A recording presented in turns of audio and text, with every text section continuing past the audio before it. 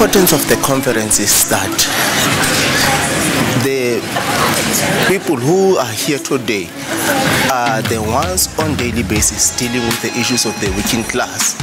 We're not here to debate whether the question of the minimum wage is important or not. We're here to talk implementation.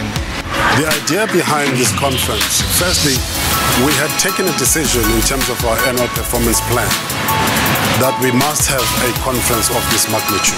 But behind that was the realization that a lot of institutions, when they organize conferences, they invite us as participants. But most of the data that they use and the participants in these conferences is the CCMA's one.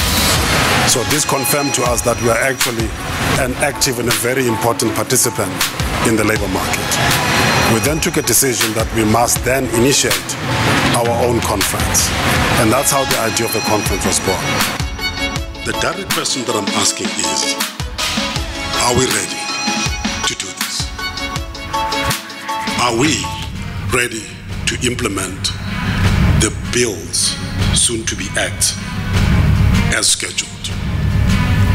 The answer is, we are getting ready.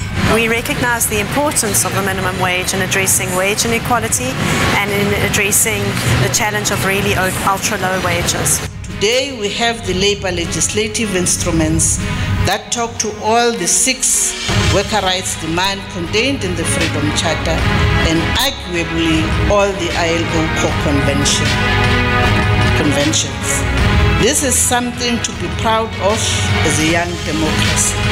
Some experts have ventured to say, based on what we have achieved in the labor policy space, South Africa punches way above its weight as the policies it pursues are way up there with the best in the world.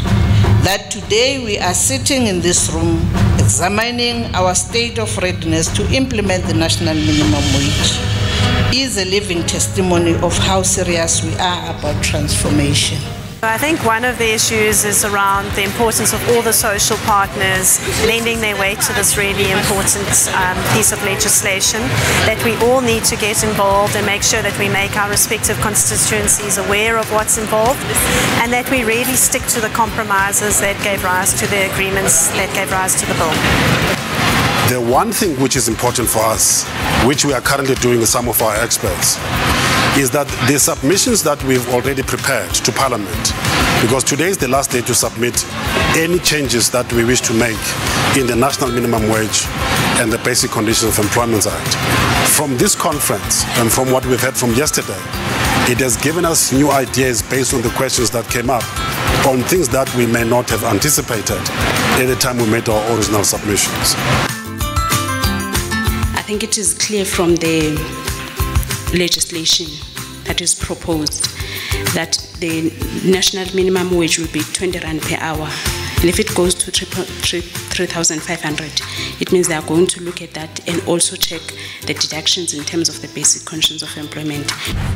We all have a responsibility, ladies and gentlemen. The responsibility starts with the employee.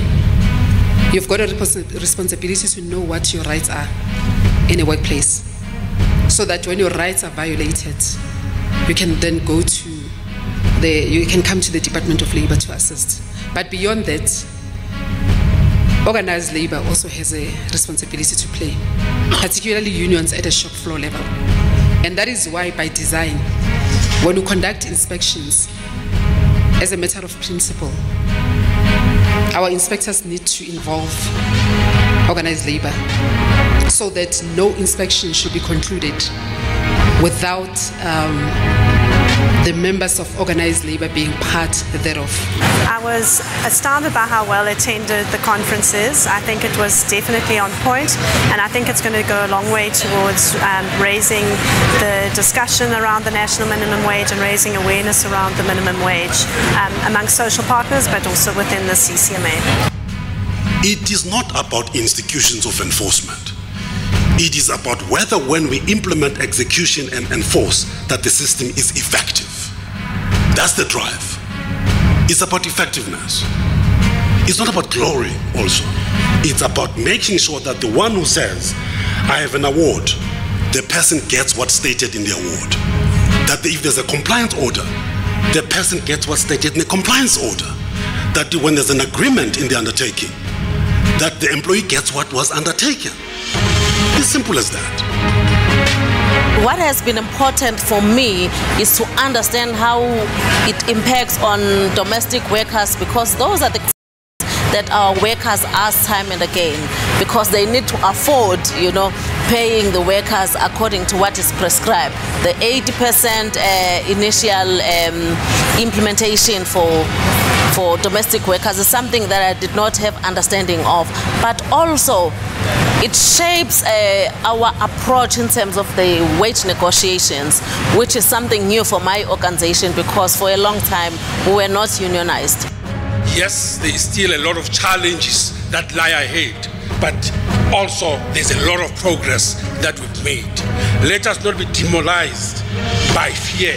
Let's conquer our fear, and if we do that, the implementation of the national minimum wage, I can tell you, and I'm confident about that, it would indeed be a success if we all work together. We will conquer the challenges that lie ahead. As part of the state of readiness and our process of getting ready, we are amending the rules. The reason why I'm making this statement so authoritatively is for a simple reason. When we amend rules, those that are expected to participate in the amendment